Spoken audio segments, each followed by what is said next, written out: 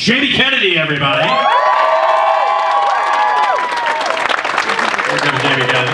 How you doing, buddy? All right, come on up. Take a seat. Lee Waddell is with us. Hello, Lee. Come up. No, whatever you want to do. You're Ghostface. I'm not going to tell you what the fuck to do, dude. We're good. We're good. Come on up any side, whatever you want to do. And Skeet Ulrich, everybody. How you doing, man? Nice to meet you. And here comes Skeet. Skeet, how you doing, buddy? Take a seat. Wow. I don't think these people know how funny you are. Nice. That's what's up. All right. Hey, welcome, guys. Guys, it's incredible. I just want to say it's really great being in the basement of a Hyatt with you. It's exciting, isn't it, Ski? Same as last night. We played cornhole in some suite last night till like. Midwest Okay, that was private. What? Midwest is plugged. Yes. All right. Okay. Yeah. I see the correlation, I think. Yeah. Cornhole. Like, That was aggressive. That's the first comment. Midwest is fucked. Welcome to Chicago, my friend. All right. We're all fucked here. Hey, thank you guys for coming out. Jamie, this is your first time at Flashback, right? Yes, my very first time. What do you think? Besides the cornhole. I love it. I love that this is because I was raised on cons where we started in hotels, and now they've gotten so big, which is very awesome. And but now we go to convention centers. But I felt like this one was big but intimate, and all of you guys have been great. I only had one guy tell me that one of my movies sucked. So I just one. That's pretty good. Which movie? Which movie? Which guy? Which guy? We'll kick his ass right now. It was Son of the Mask. But listen, dude, stop laughing, all right? It was in Australia. Was it Jim Carrey who said that to you today? Yeah, it was Jim Carrey. That's what I thought. Well, welcome you guys. And Skeet, I know you were here. You've been here before. Yeah, many years ago, I believe, like 7 years ago. Something like that. I don't know. Yeah, a long you've been time here. ago. And so welcome to the. Thank you for having me. How did you guys end? Well, we start right at the beginning. How'd you guys end up getting Scream? Let's go right down the line. You can start because you haven't talked yet. Yeah, I'm good with that. No, but I don't know if I was actually cast before you guys. I might have been. I don't think so. You worked with Craven. Yeah, so my first film with Wes was Nightmare 1, right? And I worked with him all the way through. By the way, really quickly before I just want to mention, we had Dick Warlock on stage. I did the Q&A with Dick last night. He's great. I love it. Unbelievable. I know you guys have crossed paths many times. Yeah. This guy's an incredible stuntman. And if you were here to hear the Q&A, Let's see some stunts. yeah. I walked down, I pulled the muscle going over that chair. Damn it, Lee. So can we stage a fight between you and the guy that insulted? Yeah. Can we throw you through the table? Yeah. Probably wouldn't be the first time. So anyway, you worked with him since all the way through the first Nightmare. Yeah, so I started with Wes on Nightmare 1, and then I worked with him all the way through Scream 2. And I think the only movie that I did not work with him in some capacity, and Tony Caesar, his second-year director, stunt coordinator, was Serpents and Rainbow. And that was shot down in Dominican Republic. And probably, actually, I think that was Wes's best movie. I think it's one of his best, yeah. Yeah. Wait, did you say that was? Oh, Wait, you realize we're here promoting See that guy right there in the Did you think it was better than, did you think There was a movie I wasn't in called Serpent and the Rainbow. That's the best one. I mean, they're all great, but that is his finest piece of film. Can you delete that part from YouTube? so you'd worked with him, but you did stunts. So how did the Ghostface thing happen? So I had worked with Drew before on some other films, right? And she was obviously our leading lady. And Tony, yeah. Well, think about it. It's true. We took the #1 star at that time. We whacked her in like 7 minutes.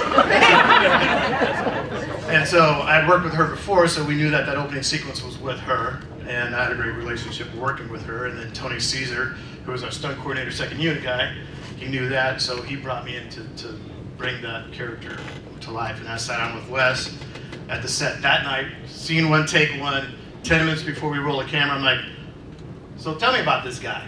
You know, what's Ghostface? And you know, we kind of went down the rabbit hole. And here's the one thing that Wes told me about the character that has stuck with me to this day is the original Ghostface, the way that he wanted it portrayed is that he moved like a phantom. Right? So that's how I took it. Because I move like a phantom. So does Matt, apparently. You are very light on your killing feet. Yeah. One thing a lot of people don't know is they shot that whole beginning sequence with Drew, and Miramax pulled the plug on the film and said, no, we're not going to make this movie. And it took Wes and Kathy Conrad and Marianne Magdalena quickly editing together the beginning sequence and rushing it to New York. It's pre-digital everything, and rushing it to New York and saving the film. They were like, oh, okay, now we understand. Keep going. Yeah, that first week, Yeah. Wes was doing 20-hour days. Yeah, it was We were brutal. filming all night. He would get dailies, edit them, and shoot them out the door to get first screen, so the execs and the studios could see what he was creating. So the first 2 weeks for Wes were 22-hour days. Wow. Okay. He slept on set. He did. Okay. All right. How did it come to you? How did the screen Oh, come to you, my friend? I did auditioned. I got the part, then I lost the part, then I got the part, then I lost Wait, the part. how'd you lose it? Tell me about that. Long story. I had no credits. I had a Rally's hamburger commercial. You guys know Rally's? You needed a hamburger. You come. What'd you do in the commercial? What did I do in the commercial? Do you remember? I swear to God, it's just what I said. Even though I looked at it, and I was playing a young kid, and I looked at it, and I was a young kid, and I said, "Damn, that's a big ass burger." Wait. And I'm not kidding. It was kind of early B-Rad. I'm not kidding. You cussed in the commercial? Twice? Wait, Damn, that's a big ass burger? Yeah, it was a Midwest regional. They don't care about. They want a big ass burger, right? Now I get the Cardinal comedy. Yeah. Damn! That's a big ass burger. I was eating it right then and there. That's for the Chicago market, wasn't it? No, but look, I only did that. I did El Pollo Loco. I'm not kidding. Like I made my beginning. Damn, that's a big ass chicken leg. He was typecast. Typecast early. No, I said, damn! That's a big ass breast. Sorry. Anyway, I got the wrong body part. I don't know. I did a lot of commercials, and so he had credits. He was in the craft. Okay, he had credits. He was in the, and so Jason Lee, love you, buddy. They love Jason Lee, and then because he was in Mallrats, so they kept going back and forth with that. Who said what? I gotta be in the movie. All right. And then Brecken. Bracken was deep in the mix, and he was in Clueless, which I read for like 3 times. You know what I said in the audition? Damn. That's a big ass high school.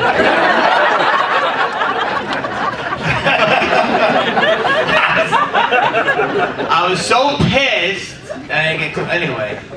Then Seth Green. Those are always the 3. And so then eventually Wes, God rest his soul, I love you, happy post-birthday, said, I love all those guys, but this is the guy. And he went to bat for me. And if he didn't do that, I wouldn't be here saying, damn. All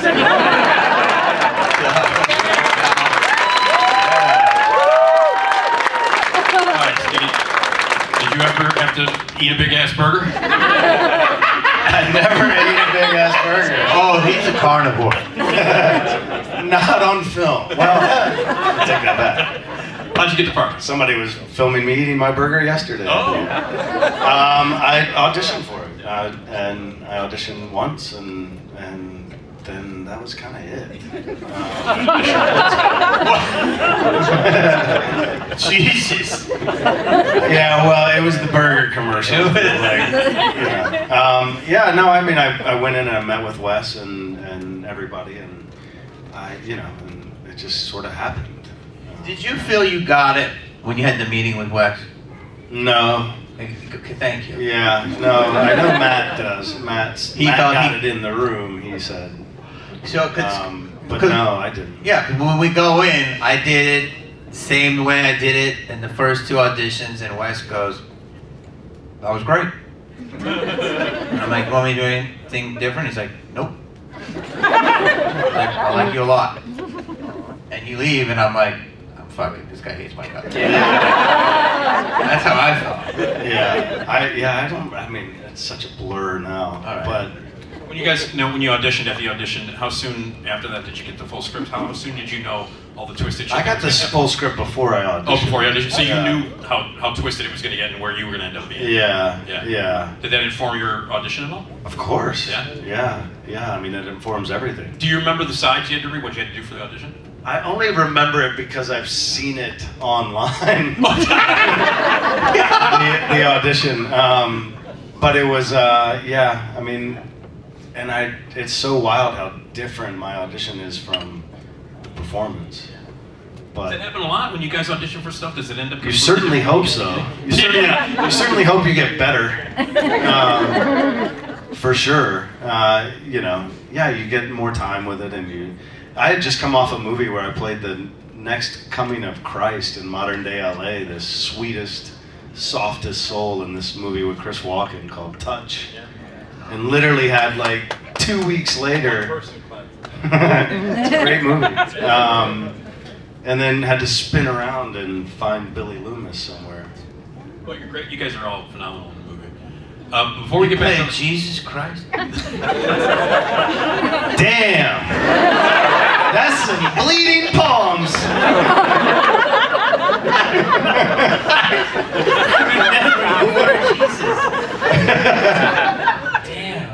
Before we get back to like you guys, I want to talk to you guys obviously about working on. I want to talk to Lee really quickly. How the hell do you do stunts for being John Malkovich? How does that happen? What are the stunts of being John Malkovich? Getting in a small box. Yeah.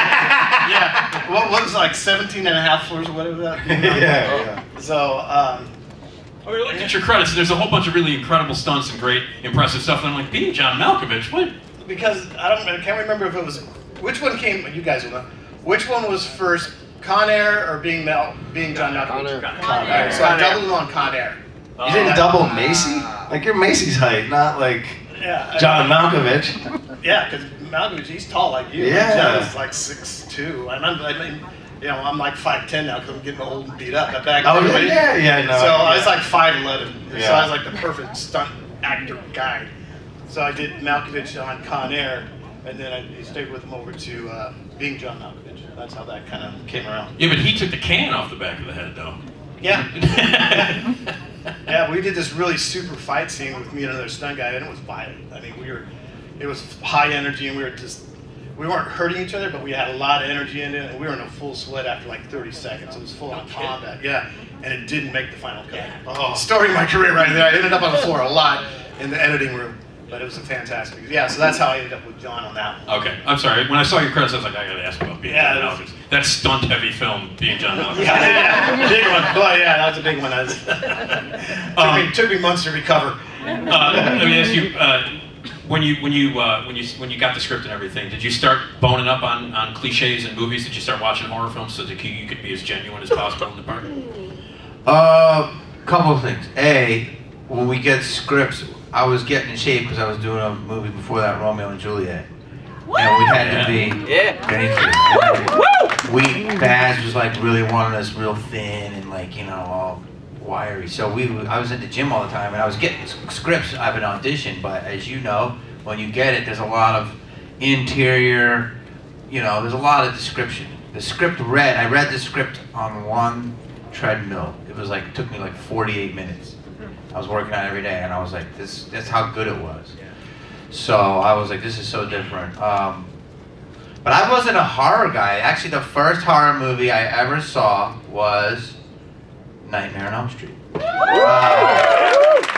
And Wes said the other person he gave an unknown part to start their career was Johnny Depp. And we've had similar careers. So.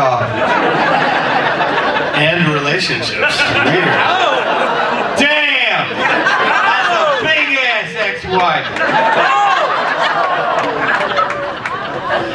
So, I was.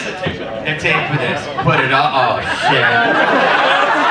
Could you delete that part? I'm up for a couple of Disney Plus cartoons.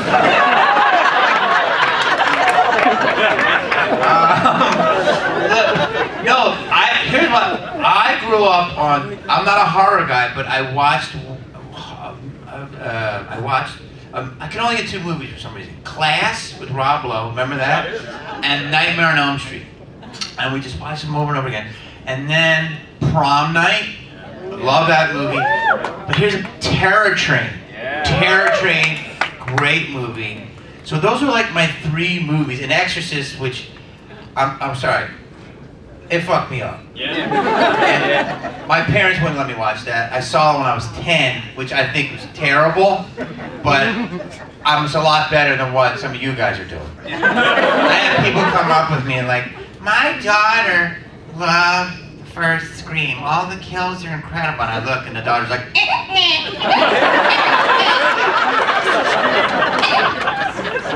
my embryo loved. There's fucking Barney, alright? So I saw Exorcist at 10 and it fucked me up. So maybe but anyway, I knew nothing about horror and I did watch a lot of movies and I watched a lot of Quentin because Quentin at the time, he's the biggest legend, but he was the rock star of, he's a rock star, and he was like all about videos and stuff, so I said, what would Quentin do, and so I started really obsessing. That's how I did it. And actually, the character that you play is very Quentin Tarantino-like. I think so, because I read a lot of stuff, and all his movies are, inspired by things that he loved, and I think that's what Randy, you tell me if I'm wrong, if Randy didn't die, he'd probably be a film professor. Or possibly a director, you know what I mean? And what were some of your favorite things that you shot? Some of your favorite moments in the movie, Ski? In Scream in particular? Yeah, in Scream. No touch.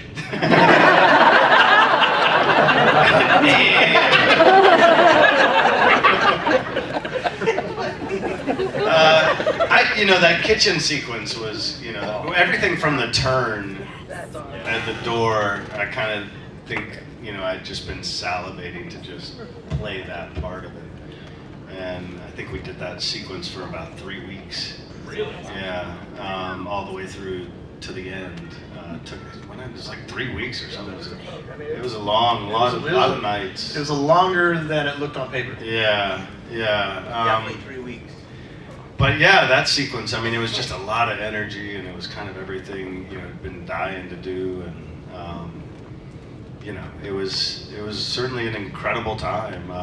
We were all just, excited to be working together and had no idea what it was going to become. Yeah, that's what I was going to ask. You guys, you make this movie and then, man, what it turns out to be. How about that for a ride? It was all different backgrounds. Everybody had different, where we were coming up from. Courtney was our center because Friends at the time was exploding, and she was on the cover of Rolling Stone, and it was we had this huge star, and then I'll never forget, she had, because she was friends with what's his name, who's the lead singer of Counting Crows. Yes, Adam Duras. She had a pre-release tape of that album before it ever came out. Right. And we'd ride around in her car and listen to this, and we're like, oh my god, this is amazing. Yes. Turns out it's one of the greatest albums of the 90s. Yeah. And So you guys got a little preview of it. Yeah. But when we were shooting this, I think, I didn't know anything, but we thought, I personally thought, Courtney's in this, her co-star was in a movie called Leprechaun. Yeah. And I thought, if we could come out and do Leprechaun numbers. Were they bad? No, I think Leprechaun did all right. It would have been a Leprechaun 2 if she didn't blow up. Yeah, I'm here for Leprechaun Goes to New York. Leprechaun in the Hood. Leprechaun in the Hood? Toy, motherfucker. They did not have Leprechaun in the hood. Yes, they did. Oh my God. And they would, you know what? Every fucking line. They know every fucking line in the movie, I guarantee you. To tell you what set you from. And I think that's a line from the movie. You haven't even seen the goddamn thing. That's like, I learned so much from you guys. That's like, do you know that there was a Jason in space? Yeah. Dude, he doesn't even know that. I didn't know that. Jason went to fucking space. Jason What X. did he do out there? He fucking froze people. Tell him what Jason did in space. Make sure you call it right. It's Jason X, otherwise they'll kick you out. Okay. Jason X. Jason X, no, that's Twitter. Elon. Jason X. I know, I'm really having a good show.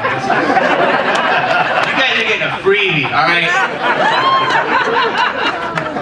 Wow, no, it's incredible, like all this stuff. But anyway, I'll let these guys talk. But it was lighting in a bottle. Like right now. Let them talk. Anyway.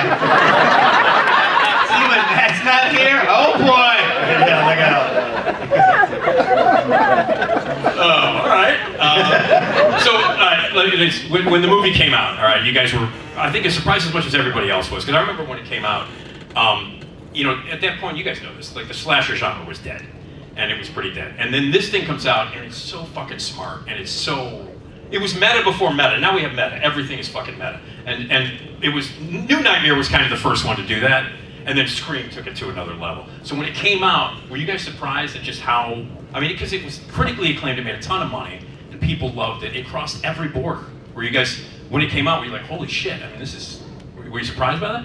Yeah, I mean, you know, you gotta remember, there was no social media at the time. There were no, you know, you kind of only had a sense of things based on, you know, your previous box office, and then you get garbage bags full of handwritten notes from fans. And so you really had no barometer for, you know, who was even famous or what was going on other than those two things. And Yeah, remember the Hollywood Reporter? We always check what our box office was doing. yeah, there was no, Right. yeah. So there was really no way until those phone calls started coming in, like, oh my God, it's projected to do this. Oh, it's going to do this. And It's then, doing Leprechaun numbers. yeah. And then at that time, you'd get back-end checks. You know, they didn't creatively account it away. You know, you actually got more money when they made more money. And so it was pretty phenomenal, pretty surprising, I guess. I mean, we felt like we had a good time and that, you know, and we trusted what we were doing, but there's no way you could predict that, you know, 27 years later we'd be sitting here talking about it still.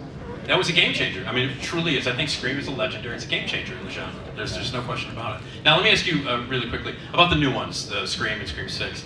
I don't want to ruin anything, but he's in them. You guys knew that, right? Anybody has not seen Scream 6, plug your ears. How was that done? Because you know they have to make you look a little bit younger than you. Well, I mean, there's a technology now, you know, a de-aging CGI technology, but I had to shave, obviously, which I'm loath to do, but I did. And, you know, according to the directors and producers, they did one pass of CGI on it, and it really was a decision made in the mind. I mean, it took like 6 weeks for me to say yes to doing it because I wasn't sure how it would work. Yeah. You know, how could I be Billy Loomis again this far down the line and it be realistic or work in any way? And it wasn't really made apparent to me until I got to set and, you know, or not to set, but got on location in North Carolina and started talking to Matt and Tyler, and they were like, you know, we need to lean in. You look really young still. Let's just lean into it, you know. And so that's how it went down. And you know, I don't know what their plan was if I showed up haggard and looking 80, what they might have figured out. But be like, wow, this is going to be. You saw it. Cornhole all night. When you saw it, what'd you think? You know, I think the technology still has you know, it has room to grow. I think the story's great. I love what they did with the franchise. I think Wes would be really proud of what they've done. I thought 6 as well was really riveting and intense. And you know, I didn't know those stories as well as I knew the original one. I spent a couple of days on set on 5, and I spent about an hour on set on 6. So I didn't know a whole ton about it, and I kind of watched it with fresh eyes and was really proud of what they did. And what's the latest on 7? I know they hired a director recently, but you know, the strike is sort of holding everything back. I have no clue what they're doing, to be honest. And they really kept 6 from me until the very end. I think they had several versions of it, you know. Yeah, you gotta hide when you're shooting stuff. Now because of the internet and everything. Yeah. You gotta make fake up endings and all that kind of crap. And yeah, they had like I think 5 different scripts that went around Hollywood. Yeah. Even to agents and everybody, you know, there were lies they sent out, and nobody knew. We'll talk a little bit about some of the earlier stuff that you guys did besides Scream, really quickly. Lee, what do you think is the best stunt you've ever done? Which one are you most proud of? You almost died. Yeah. That would be the one he'd probably be least proud of. Yeah, exactly. The one I really messed up. The one that stretched me out. I think what, you know, stunt guys and sometimes the actors, we have like scenes or just like one frame, right? It'll go up like, oh yeah, that one goes on the wall as like an iconic piece, like Scream 1 opening, iconic piece, right? Top 10 stuff. I did Jurassic Park 2, and I was the guy who got eaten out of the Jeep. I was doubling, what's his name, Mark. So remember that scene you did too? Did he say that? Okay. Yeah, I know. So, best time of all time stunt was Jurassic Park 2. I got eaten by the lizard. Now, that being said, best stunt for Scream was when I crashed the car in Scream 2. Yeah, so we shot that all in 2 nights. And first I break the window with my hand, I broke my hand with the windows, how that turned out. Drive this car, crash this car, I'm tired, I'm sore, and then Nev has to, her and Wes, when they did that scene where she's crawling out the window, those guys were locked up. That scene was intense, right? And they were just killing it. Well, at that point, I'd taken all my gear off, right? My pads and helmets and all that stuff. I'm tired, I'm sore. And Nev's like, oh, I'm trying not to step on me. I'm like, Nev, you're killing it, man. Do what you do. Very next day, she steps on me. I mean, she aired me out. And I'm trying not to blow the tape. And and finally, you know, Kat, you can hear me after the yell, Kat, like, because I'm trying to swallow because she just kicked your balls. Yeah. As far as Scream, I liked the second one because it was good, fun stunts. Playing with cars, crashing stuff, that was great. So. All right, a couple quick things. We're running out of time because, you know, I want you guys to get back up to your table for at least the last 10 minutes of the... Oh, because the lines are incredible on Sunday. They are. Sunday's the best day, right? Because everybody's playing cornhole till 6 o'clock in the morning. It wasn't 6. All right. Malibu's Most Wanted, man. Yeah! Goddamn movie rules. Thank you. That's all I'm saying. Tell me a little bit about Don't be hating. Don't be, yeah. What do you want to know? Just give me a story. Oh, I'll try to think of a simple. Damn. Okay. No. Okay. So people love the movie, right? I'm very fortunate. But making the movie was like a lot of intensity because I was a co-writer. You know, I created the character. It was my first starring movie, and I had a lot of. I was just me, like always kind of getting beaten and dragged around. And Terry Crews was early in his career, and he's strong as hell. And he was an ex-football player. I think he played for the Browns. And I had a lot of nerves during that movie, so I had a hemorrhoid. You asked for a story. Damn! That's a big pain in the ass. And there's a scene where he's like grabbing me and picking me up where I'm doing the big shootout, where I say King Kong, and he grabbed me like into the take, and I was like, like, you good, dog? And I was like, yeah, I'm good. Just don't grab me there. He's like, then we had another take, and I was like, like, you good, dog? I'm like, yeah, just About 7 fucking takes in, I had a couple hemorrhoids. And I said, damn! No, but during one of the best scenes in the movie, I had hemorrhoids. Can't wait to watch that scene again later. Terry's just so strong. He's such a beautiful man. I love you, but I can tell you a lot of stuff. Okay. You got a hemorrhoid story from The Craft? Not at all. None. When you were playing Jesus, did Jesus have flare-ups?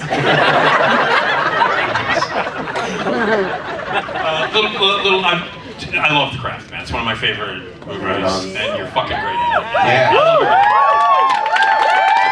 it. You came through the window, I think, in The Craft, and you came to the window and screamed. I went out the window. Yeah. What was it like working with Andrew Fleming? And, Oh, it was amazing. He was, an architect of vision. I mean, he kind of knew exactly what he was after from the start. And I had known Robin Tunney when I went to NYU and from New York theater days, and she was, cutting her teeth in independent film around New York and stuff. And I was shooting a movie with Sharon Stone in Nashville, and she called me up and said, we got this script, and they really like you for it, will you read it and consider it? And so I was in the middle of filming, I read it over the weekend, whatever, and called her, and I was like, yeah, it's really great, what's next? And it was the first, big Hollywood experience I had where, they flew me out, picked me up at the airport, took me to this producer's house, Doug Wick, this big-time producer, and Robin meets me there, and we read scenes in this producer's living room for him. Yeah. And that was it. He's like, okay, yeah, this will work. You got it. And then I flew back to Nashville, finished that film, and came straight out to do The Craft. And it was, it was from the start. They just knew exactly what they were after, and it was interesting because I was really kind of the only dude in it, and for the most part. Oh yeah. And so it was interesting. There were some things I will not repeat. Damn! This is a good-looking cast. I once upon a time used to hear. We're just about out of time, but I do want to mention, if you guys have not seen, these two dudes are also in As Good as It Gets, which is one of my favorite movies. James L. Brooks is amazing, and you guys are, well, you're bastards. Well, no, he was. Yeah. That's not what the plan was. hold on. What do you mean? I was gay hustler number 3. You were lead gay hustler. Well, so the other guy was gay hustler number 2. Yeah, Justin. Yeah. That was an incredible experience. I mean, that was wild. It was wild. We shot for a long time. There was In New a York. lot the stuff that's cut out of that. I think I had 10 scenes cut out of that movie. He had multiple scenes with Jack Nicholson. And Greg, love sequence. I mean, not love scenes, but we fall in love, all this stuff, and it was pretty phenomenal. And yeah, it was cool. Making a movie with an auteur, we didn't know there's definitely different movies in there. Yeah. But Jack Nicholson thanked you at the Academy Award. He did. He did. Look at that, man. How about that? I know we have very little time, and one thing that we do at these things is thank all of you, because it really means the world to us that you come out here and we have so much gratitude for you guys and for being here, for showing up, for spending your hard-earned money. It really, especially now that we're in a strike, it really goes a long way, and it's not unnoticed. I don't want you to think for a second we don't see it, feel it, and appreciate it. So we love you. And thank you all individually as much as we can, but now's a chance to really say thank you, and really appreciate it. We really do. We love you guys. Without you, there can no us. And there is a strike going on, so just in case, this is great. Make a wish. Hope everybody's okay. Damn, that was a good Q&A.